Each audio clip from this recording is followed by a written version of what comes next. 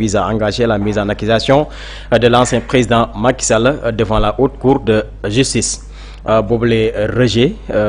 cause de vice forme la député Guy Marius Sagna dugaloon ci session bële nu nekkoon Ayib Daffé aussi dina xamal ni session bi dinañ ko daal di saytu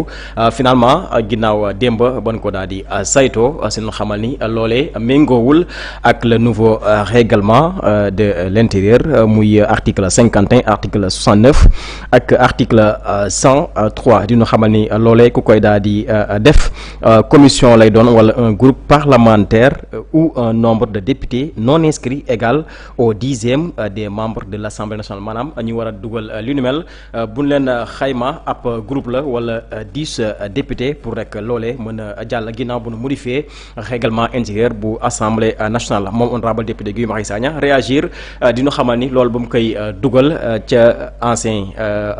ancien règlement intérieur bi la woon waaye tamit dina ko tëggaat ko bu mu baax jébbalaat ko le bureau de l'Assemblée nationale pour rek nu mën a topp Macky Sall devant la haute cour de justice. Alors ce avis par rapport ak rejet bi ñu daal di amal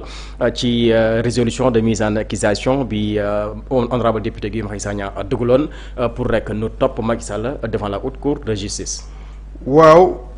Guy Marius Sagna jëloon na akub décision moom mooy porter assemblée nationale benn résolution résolution ba lan lay doon ñu ne mise en accusation bu kan ñu ne ki nga xamante ne moom moo di l'ancien président de la République du Sénégal nu mu tudd mooy Macky Sall léegi kookee di Macky Sall mu ngi biliñ balañi ma ngay dox ma ngay defi activité am waaye xam nga ne alaaji résolution bii ñu rejeté kese lu ñaaw la ci carrière u Macky Sall waaw parce que lépp communication la bu ñu demee ba ñu naan dugal nañu am na député Sénégal bu dugal mise en accusation pour ñu def Macky Sall mise en accusation loolu rek ak fi Macky Sall bëgg a jëm tache noire la léegi nag rejeté nañ ko walla validé nañu ko beneen mbir la alaaji tubaab yi lépp la ñu xam lépp la ñuy gis yëg nañu li xew lépp xam nga loolu lan moo la koy wax Guy Marius déggal le président Bassirou Diomaye Diakhar Faye bi mu voyagé dem États-Unis bi mu demee États-Unis gisee na fa ak ki nga xamante ne moom moo di Donald Trump Trump lan la ko wax nee na ko tu es un président jeune te vraiment li ñu la teg ci lu metti yépp yëg naa ko waaw te comme Trump mi ñu jàpp ne peut-être xamut ci ñun ci lu ñu ne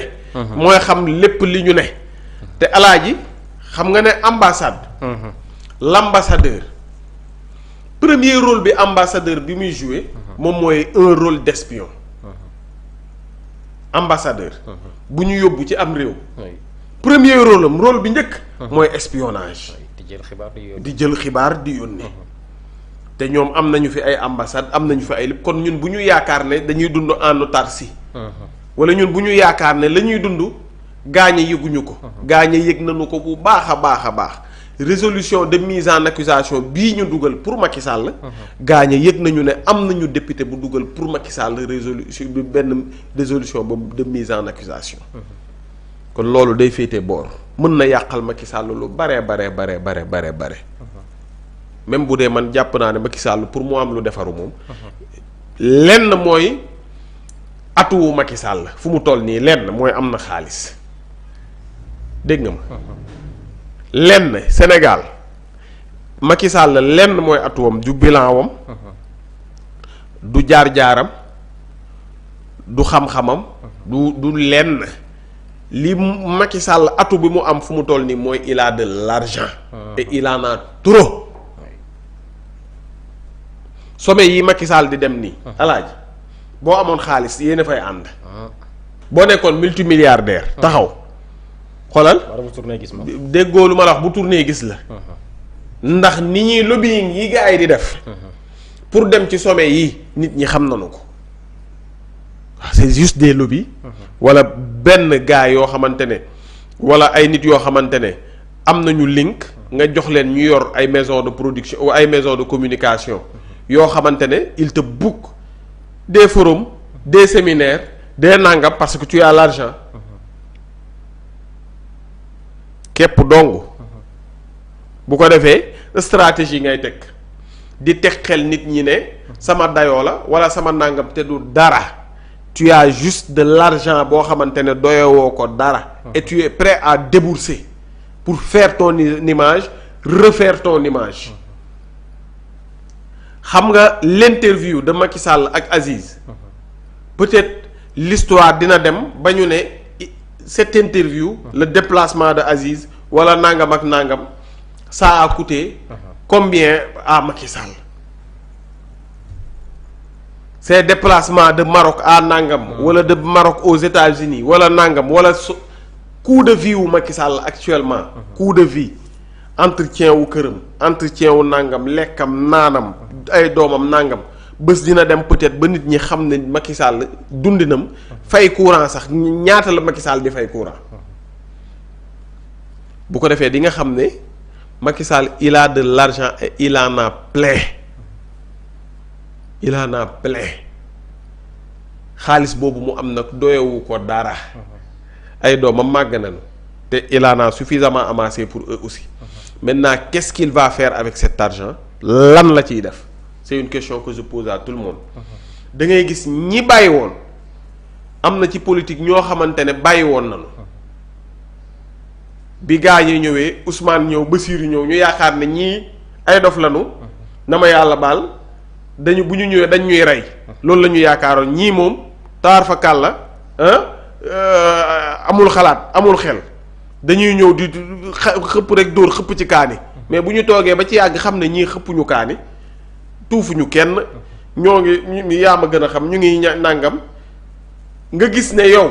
jël nga décision ne da ngay def retrait politique bàyyi te nga gis ne ñeneen bàyyiwuñu ñu ngi toog di wax ay waxi dof te ñu ngi encaissé xam nañu lépp ñu ngi leen di mosal am na ñoo xamante ne sax saawaay da leen di invité ñu déplacé wu fekki ji ko am na ñoo xam ne day wax ak ñoom soxna saa ngi yónnee ay wéev yépp a ngi ñëw te man ma ne bàyyi naa ñii dóoruñu leen tëjuñ leen ci kaso yi defuñu leen dara ñuy lekk man ma ne bàyyi naa gisoo moo tax ñi bàyyi woon ñu bëri ñi ngi dellusiwaat ñii ñi ngi bind ay communiqué naan on avait dit que on a parti xaw ma lan on j'allais laisser la politique ak xaw ma ñoom ñëpp a ngi dellusiwaat parce que le gars il a de l'argent et il a pas de projet nayu ci te la mu yor du gaaw a jeex wala mënta jeex donc lu muy def jox kii jox nangam jox kii jox Moussa jox Ndumbe jox Moodu jox kii ku ne mu jox la dara ku ne mu mosal la dara bu ko defee ñëpp ñëw saboté waaw léegi nag l'essentiel moom mooy ki nga xamante ne moo di Guy Marius Sagna dugal na loolee nga xamante ne moom moo di résolution de mise en accusation assemblée rejeté nañu ko waaye wax nañu nag lan moo tax ñu rejeté ko ñoom nee nañu bureau assemblée nationale dafa réunir démb lundi 27 octobre 2025 à partir de 10 heures ñu examiner 8 initiatives parlementaires conformément aux dispositions de l'article 69 du règlement intérieur donc démb examiner nañ lu toll ci 8 initiatives donc du bosu Guy Marius Sagna dong lañ doon xool nañu 8 mbir yoo xamante ne ay député ñoo ko fa dugal wala ay groupe bu député ñu ne bi ñu examiner lépp ba pare ñuy saluer ak encourager initiative yii nga xamante ne député yi ñoo am prérogative yooyu bureau bi dafa conclure ne ci 8 yooyu 7 mënuñoo dugg donc du bosu gii kese la nee na 8 yi nga xamante ne examiner nañ ko 7 d'entre elles rejeté nañ leen ñu ne décision bi principalement dañu ko motiver par le non-respect des dispositions des articles 51 et 69 et notamment de l'article 103 du règlement intérieur qui dispose que article bi tax ñu rejeté yooyu ñu ne l'Assemblée nationale peut inscrire à son ordre du jour la discussion des résolutions présentées par l'une de ses commissions, un groupe parlementaire ou un nombre de députés non inscrits égal au 10e des membres de l'Assemblée. Donc Assemblée nationale ci règlement bu bees bi bépp député bu dugalati loo xam ne yow dong la àndoo ci ak groupe parlementaire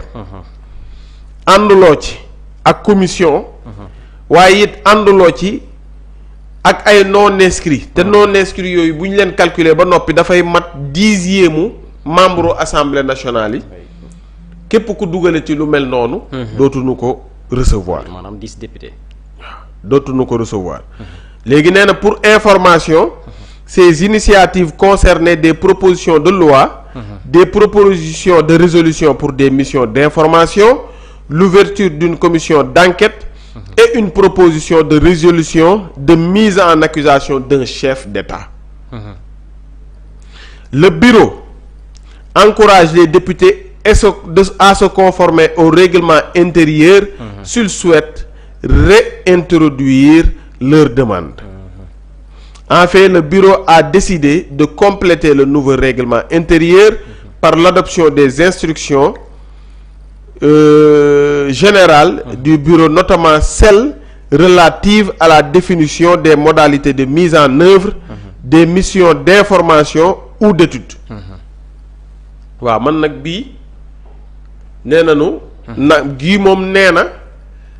dina dugalaat moom. moom nee na dina dugalaat. waaw moom nee na dina dugalaat te sax nag peut-être moom àndu ci parce que loi bi règlement bii ñu basé wu. ci règlement bële la woon waaw ci boobu la nekkoon. kon l'essentiel moom mooy rejeté nañu ko. li tax ñu rejeté ko moom mooy boo leen di dugal vraiment da ngeen di ànd ak. léegi kuy dugal résolution wala nangam ak yooyu day nekk benn commission moo ko def wala mu nekk groupe parlementaire wala mu nekk un nombre de députés non inscrits égal au 10e de l'Assemblée nationale. Léegi nag man sama xalaatu bopp man loi bi ànduma ci. lu tax àndoo ci. waaw ànduma ci parce que député bu dee député te nga nekk député du peuple waaw mën nga dugal sa résolution député bu ne léegi nag ñoom peut-être dinañ ñu motiver lan moo tax ñu tànn ne booy dugal kii ak kii groupe daal wala nangam wala 1/10 mais man su doon sama sago député bu ne mën a dugal lu ko neex comme premier bi nu waaw man bu doon sama sago député bu ne mën a dugal lu ko neex heure bu ko neex ñu étudier ko bu dee day am suite ñu amal ko suite bu dee amul suite mu ñàkk suite parce que comme député du peuple lu ñu wax waxuñu député d'un groupe waxuñu député d'une commission waxuñu député xawma lan député non inscrit yooyu peut-être foofu la amee waaye ñun lu ñu xam mooy pencu ndaw réew mi ay ndaw réew mi fa ne léegi ndaw réew mi bu ñu nekkee fenn man li ma d'accord moom mooy ku ne mën a dugal lu ko neex heure bu ko neex ak na mu ko neexee ñu jàngal ko bu dee day am suite mu am suite bu dee amul suite mu ñàkk suite waaw léegi nag dinañ ci waxaat incha allah. Très bien alors audition au fond bu Badara Gadiaga nag démb la ginnaaw bu mu jàkkaarloog le juge bi